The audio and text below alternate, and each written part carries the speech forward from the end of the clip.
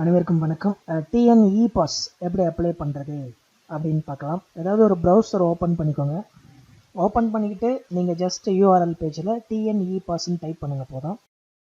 Type பண்ணி enter கொடுங்க. Enter கொடுத்தீங்கனாலே உங்களுக்கு வந்து இந்த ஃபஸ்ட்டு பேஜில் டிஎன்இ பாஸ் அப்படின்ற ஆப்ஷன் வந்து வந்துடும். TNEPAS.TNEGA.org அப்படின்னு இருக்கும். அதை ஜஸ்ட்டு கிளிக் பண்ணிக்கோங்க. கிளிக் பண்ணிங்கன்னா உங்களுக்கு இந்த மாதிரி தான் வந்திருக்கும். ஃபஸ்ட்டு வே லேஅவுட்டு. அதில் நீங்கள் யூஸ் பண்ணுற மொபைல் நம்பர் டைப் பண்ணிக்கோங்க. நெக்ஸ்ட்டு கீழே இது போல் ஒரு நம்பர் கொடுத்துருப்பாங்க, கேப்சா நம்பர் மாதிரி. அதை பார்த்து அப்படியே இந்தாண்ட டைப் பண்ணுங்கள். டைப் பண்ணிவிட்டு சென்ட் ஓடிபி அப்படின்னு கொடுங்க. அதுக்கு முன்னாடி இங்கே இருக்கிறதெல்லாம் படிச்சிருங்க, யார் யாரெல்லாம் இந்த டிஎன்இ பாஸை அப்ளை பண்ணிக்கலாம் அப்படின்னு சொல்லிட்டு.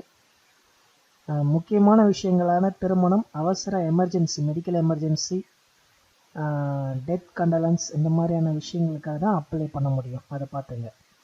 இப்போ நீங்கள் இதை சென்ட் ஓடிபி கொடுத்தீங்கன்னா நீங்கள் என்டர் பண்ண மொபைல் நம்பருக்கு ஒரு ஓடிபி வரும். ஒரு 2 மினிட்ஸ் டைம் இருக்குது.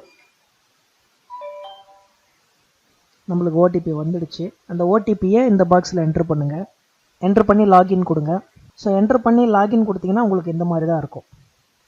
உங்களுக்கு இங்கே இருக்கிற இந்த 4 ஆப்ஷனில் எந்த ஆப்ஷன் நீங்கள் இ பாஸ் தேவையோ அந்த ஆப்ஷனை கிளிக் பண்ணி உள்ளே போங்க. இது போல் ஒரு பாப்பப் வரும், அதை படித்து பார்த்துங்க.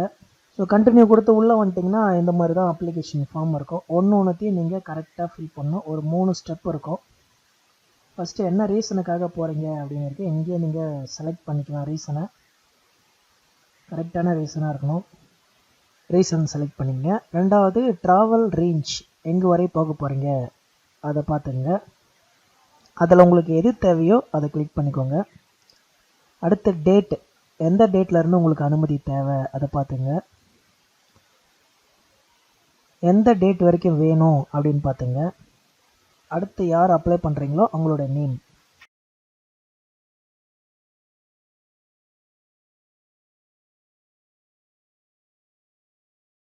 அடுத்து copy of ID proof selected above.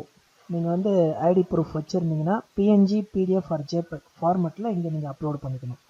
Just இங்கே ப்ரௌஸ் பட்டனை கிளிக் பண்ணிங்கன்னா நீங்கள் ஏற்கனவே சேவ் பண்ணி வச்சுருக்கிற இடத்த இருந்து நீங்கள் அதை எடுத்துக்கலாம். ஸோ அதை சூஸ் பண்ணிவிட்டு அப்புறம் டைப் ஆஃப் வெஹிக்கிள், எந்த வாகனத்தில் நீங்கள் போக போகிறீங்க அதை பார்த்துங்க. இதில் வந்து பார்த்தீங்கன்னா நீங்கள் தமிழ்நாடு விட்டு வெளியே போகிறீங்க அப்படின்னா பைக் ஆப்ஷன் இருக்காது. தமிழ்நாடுக்குள்ளே போக போகிறீங்கன்னா உங்களுக்கு பைக் ஆப்ஷன் காமிக்கும். ஸோ உங்களுக்கு தேவையான வெஹிக்கிள் சூஸ் பண்ணிங்க. இங்கே வெஹிக்கிள் நம்பர் நீங்கள் வந்து என்டர் பண்ணி ஆகணும். ஸோ அடிஷ்னல் ரிமார்க்ஸில் நீங்கள் எதுக்காக அப்ளை பண்ண போகிறீங்க அப்படின்றத ஒரு ரெக்வஸ்ட் டைப்பாக கூட ஜஸ்ட் டைப் பண்ணிக்கலாம். டைப் பண்ணிவிட்டு இந்த நெக்ஸ்ட் பட்டனை கொடுங்க. இங்கே வந்து உங்களுடைய வீட்டு எண் அதெல்லாம் கேட்பாங்க, அட்ரஸ்லாம் இருக்கும், அதை கரெக்டாக டைப் பண்ணிக்கோங்க. அதேமாரி எங்கே போக போகிறீங்க அதையும் கரெக்டாக டைப் பண்ணிக்கோங்க. ஸோ உங்கள் அட்ரஸ் எல்லாத்தையும் கரெக்டாக ஃபில் பண்ணிவிட்டு அப்புறமா நெக்ஸ்ட்டு கொடுங்க. நெக்ஸ்ட்டு கொடுத்தீங்கன்னா இந்த மாதிரி நீங்கள் மெடிக்கல் ஃபார்மேட்டு போட்டிருந்தால் இந்த மாதிரி உங்களுக்கு அந்த சர்டிஃபிகேட் வந்து கேட்கும். அதை நீங்கள் வந்து அப்லோடு பண்ணணும் கண்டிப்பாக. அந்த ஃபைலையும் நீங்கள் வந்து ஒரு 500 KB இருக்கிற மாதிரி பார்த்துங்க. பார்த்துட்டு இங்கே ப்ரௌஸ் பண்ணி சூஸ் பண்ணிக்கோங்க.